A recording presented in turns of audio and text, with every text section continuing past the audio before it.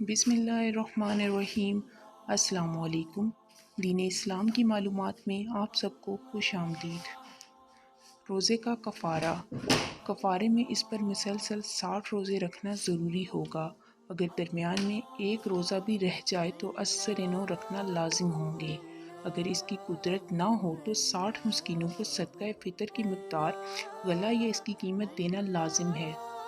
ایک صدقہ فطر کی مقدار نصف سا پونے 2 کلو گندم یا اس کی قیمت ہے۔ ایک مسکین کو 60 دن صدقہ فطر کے برابر غلہ وغیرہ دیتے رہیں یا ایک ہی دن 60 مسکینوں میں سے ہر ایک کو صدقہ فطر کی مقدار دے دیں، دونوں جائز ہیں۔ صدقہ فطر کی مقدار غلہ یا قیمت دینے کے بجائے اگر 60 مسکینوں کو ایک دن صبح و شام یا ایک مسکین کو 60 دن صبح و شام کھانا کھلا دیں تو بھی کفارہ ادا ہو جائے گا۔